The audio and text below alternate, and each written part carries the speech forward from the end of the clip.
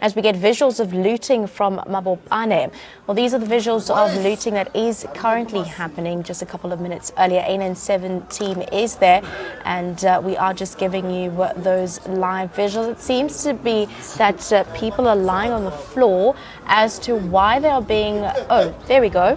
It seems that those are some of the individuals that have now been caught looting in the Mabopane area. We do know that Mabopane is one of the affected Tshwane areas that had been affected with regards to what had started out as a Tshwane protest. We are also trying to get a hold of our reporter on the ground as well as our cameraman to find out exactly how we came to this point. Now it seems as though we do have our reporter on the line. Natasha, take us through what we're currently seeing. We're seeing individuals lying on the floor. We are getting reports, of course, that they have been caught looting in the Mabopane area. Well, very good afternoon to you, Shante, and to the viewers. Indeed, we actually stumbled upon this shop, and there were a couple of police and a couple of police vans, rather. Immediately when the police left, the locals then started bashing the door, and then they managed to actually get into the shop and they started looting. About maybe 2 minutes after that, the police people came back. Police officers rather came back to the scene and started firing rubber bullets.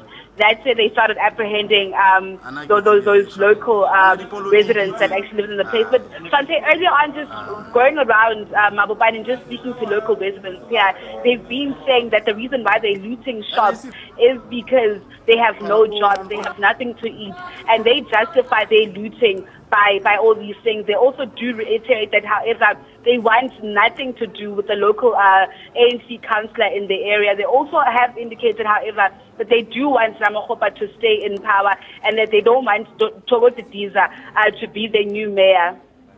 Indeed. What else can we expect from this? Have you been able to speak to SAPS officials with regards to their contingent, specifically now looking at the Mabopane area? Well, Shante, as of now, we haven't spoken to any SAPS official as of yet. But what we have seen just a couple of police vans actually, just coming around the area and actually checking how the area is. We have seen rather police visibility around the area after these attacks. And now in question, as we're having a look at the visuals of what seems to be a spaza shop in the Mabopane area, have you been able to speak to the actual owners of the shop to hear their view on what has taken place?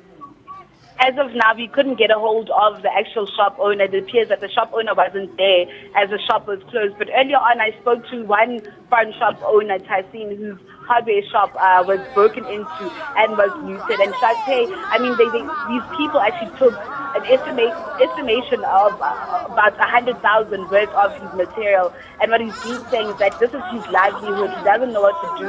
He actually broke down in tears and says that he plans on leaving the country because now, as of now, he doesn't even know why this happened to him.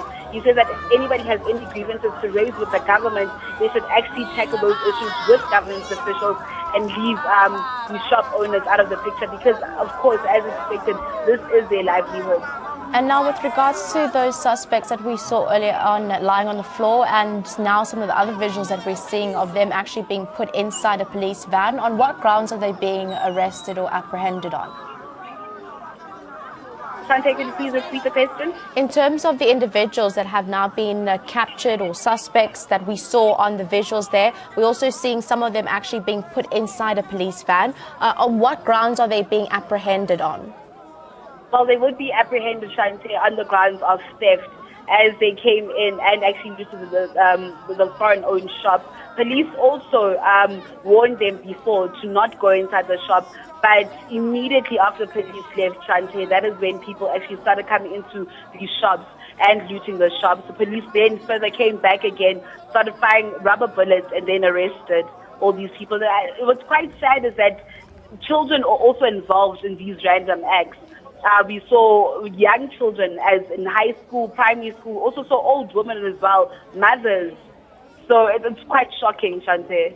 And now with regards to the situation in the area, upon your knowledge, have you heard of any similar incidents that have happened this morning or possibly yesterday?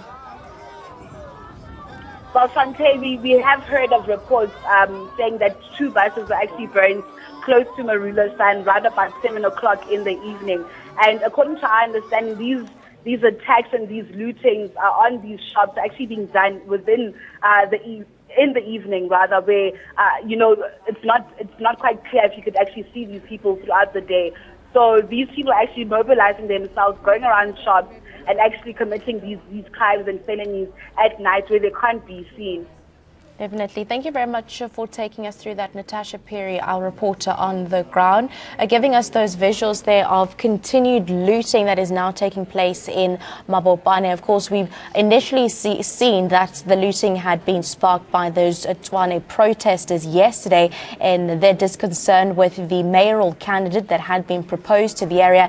And now it seems that we're seeing acts of criminalism and vandalism taking place, as well as acts of opportunism based on the Tshwane protests.